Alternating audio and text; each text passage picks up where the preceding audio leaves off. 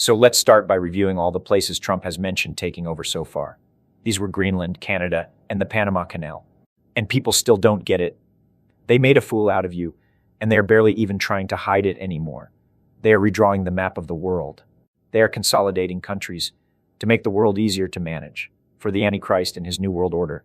So let's listen to Trump talk about taking over sovereign countries as you try to convince yourself that this is perfectly normal. Thank you very much. It's an honor to be with you.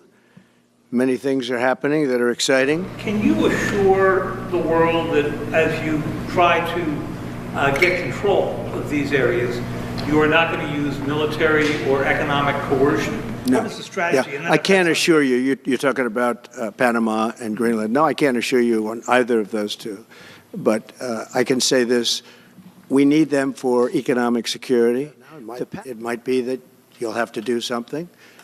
Look, the Panama Canal is vital to our country. It's being operated by China. China.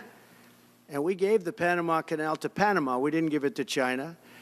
And they've abused it. They've abused that gift. It should have never been made, by the way. Giving the Panama Canal is why Jimmy Carter lost the election, in my opinion. Your position is clear, but have you directed your staff to take specific actions to draw plans? And can you elaborate again? You didn't rule out military coercion. Well, we need Greenland for national security purposes. I've been told that for a long time, long before I even ran. I mean, people have been talking about it for a long time.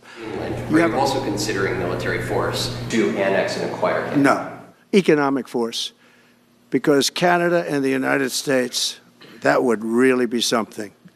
You get rid of that artificially drawn line, and you take a look at what that looks like, and it would also be much better for national security. Don't forget, we basically protect Canada. We're going to be changing, sort of the opposite of Biden, where he's closing everything up, essentially getting rid of $50 to $60 trillion worth of assets. We're going to be changing the name of the Gulf of Mexico to the Gulf of America, which has a beautiful ring that covers a lot of territory. The Gulf of America, what a beautiful name.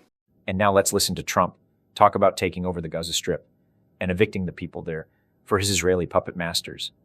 You are talking tonight about the United States taking over a sovereign territory. What authority would allow you to do that? Are you talking about a permanent occupation there, redevelopment? And Mr. Prime Minister, do you see this idea as a way to expand the boundaries of Israel and to have a longer peace, even though the Israeli people know how important that land is to you and your citizens, just as the space is inherited by the Palestinians as well? I do see a long-term ownership position, and I see it bringing great stability to that part of the Middle East and maybe the entire Middle East.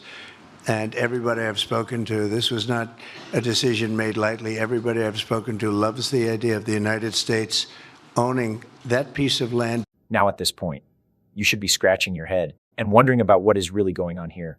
And ask yourself a question. Is this what you envisioned when you voted for Trump? And if this is not the kinds of things that you wanted Trump to do, then you have to admit that Trump is not working for you. So, who is Trump working for? Take a look at the map. Designed by the Club of Rome, it is divided into 10 areas, just like what was predicted by the book of Revelation. This is all biblical. That is why Trump keeps talking about controlling other places. Now, if Trump was riding a white horse, and if I didn't know better, I must say it sure sounded like he went out conquering and to conquer. But hey, what do I know? And doesn't the word corona mean crown? Anyway, that is the map of how they want the world carved out. Now you no longer need to scratch your head about what Trump is up to. You are welcome, people. Peen it out, bitches.